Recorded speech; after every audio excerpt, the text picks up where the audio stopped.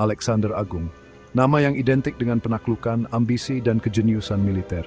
Bahkan setelah lebih dari 2000 tahun, kisahnya terus memesona dan menginspirasi. Tapi, siapakah Alexander, dan apa yang mendorongnya untuk menaklukkan sebagian besar dunia yang dikenal saat itu? Lahir di Pella, ibu kota Makedonia, pada tahun 356 sebelum Masehi, Alexander ditakdirkan untuk menjadi orang besar.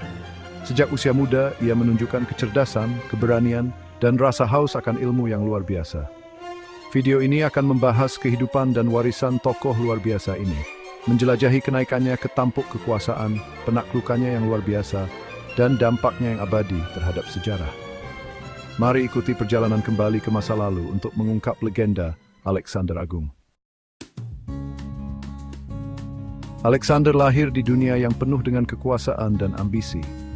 Ayahnya, Raja Philip II dari Makedonia, adalah seorang penguasa yang cerdik dan ambisius yang bermimpi menyatukan negara kota Yunani di bawah komandonya. Reformasi militer Philip mengubah tentara Makedonia menjadi kekuatan yang tangguh, yang menjadi panggung bagi penaklukan putranya di masa depan. Ibu Alexander, Olympias, adalah seorang wanita dengan kecerdasan dan ambisi yang tinggi. Dia menanamkan dalam diri putranya rasa takdir, mengklaim keturunan dari pahlawan mitos Achilles. Silsilah ini memicu ambisi Alexander dan membentuk citra dirinya sebagai sosok legendaris. Tumbuh di istana kerajaan, Alexander menerima pendidikan istimewa. Di bawah bimbingan filsuf terkenal Aristoteles, ia mempelajari filsafat, sastra, politik, dan peperangan. Tahun-tahun pembentukan ini memelihara kecerdasan Alexander dan membentuk pandangan dunianya. Pada usia 20 tahun, Alexander naik takhta Makedonia setelah pembunuhan ayahnya.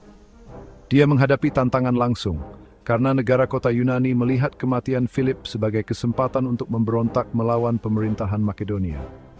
Menunjukkan kepemimpinan dan kecakapan militer yang luar biasa, Alexander dengan cepat menghancurkan pemberontakan, memperkuat otoritasnya atas Yunani. Dengan Yunani yang aman, Alexander mengarahkan pandangannya pada Kekaisaran Persia, sebuah kerajaan yang luas dan kaya yang diperintah oleh Darius Tepiri. Didorong oleh ambisi, rasa haus akan kejayaan, dan keinginan untuk membalas dendam atas invasi Persia ke Yunani di masa lalu, Alexander memulai kampanye penaklukan yang akan selamanya mengubah jalannya sejarah. Dia memimpin pasukannya melintasi Hellespont ke Asia Kecil, menandai awal dari perjalanan epik yang akan berlangsung selama 1 dekade dan mencakup ribuan mil. Bagian 4, penaklukan dimulai. Kampanye militer Alexander dicirikan oleh strategi yang brilian, kecerdikan taktis, dan tekad yang tak tergoyahkan. Dia memenangkan serangkaian kemenangan yang menentukan melawan Persia, termasuk pertempuran Sungai Granicus, di mana serangan kavalerinya mengalahkan pasukan Persia. Di pertempuran Issus, Alexander menghadapi Darius III sendiri. Meskipun kalah jumlah, pasukan Alexander mengecoh Persia, memaksa Darius untuk melarikan diri dari medan perang dalam kekacauan. Kemenangan ini memperkuat reputasi Alexander sebagai komandan militer yang brilian dan mengirimkan gelombang kejut ke seluruh Kekaisaran Persia. Dia kemudian menaklukkan Tirus dan Gaza, 2 kota yang dibentengi dengan kuat, yang semakin memperkuat kendalinya atas Mediterania Timur. Bagian 5, pertarungan raksasa, pertempuran Gaugamela. Pada tahun 331, sebelum Masehi, pasukan Alexander bertemu dengan kekuatan penuh tentara Persia di Gaugamela, dekat Mosul, Irak modern. Pertempuran Gaugamela adalah momen penting dalam kampanye Alexander, pertarungan raksasa yang akan menentukan nasib Kekaisaran Persia.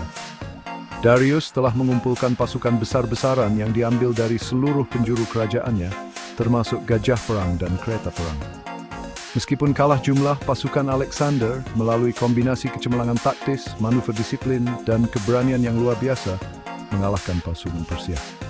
Darius melari ke dan perang sekali lagi, menandai berakhirnya Kekaisaran Persia. Bagian 6, puncak sebuah kekaisaran. Dengan Kekaisaran Persia yang hancur, Alexander melanjutkan ekspansinya ke timur, menaklukkan Babilonia, Susa, dan Persepolis, ibu kota Persia. Dia mendorong lebih jauh ke timur, mencapai lembah Sungai Indus di Pakistan saat ini, dan terlibat dalam pertempuran sengit dengan penguasa setempat. Sepanjang kampanyenya, Alexander menunjukkan kemampuan luar biasa untuk beradaptasi dengan budaya dan medan yang berbeda, mengintegrasikan orang-orang yang ditaklukkan ke dalam pasukan dan pemerintahannya. Dia mendorong pernikahan antara tentaranya dan wanita lokal, mendorong pertukaran budaya dan memperkuat pemerintahannya. Kekaisaran Alexander membentang dari Yunani di barat hingga Sungai Indus di timur, meliputi wilayah yang luas dan populasi yang beragam. Penaklukannya menandai awal periode Helenistik, masa pertukaran budaya yang belum pernah terjadi sebelumnya antara Yunani dan Timur.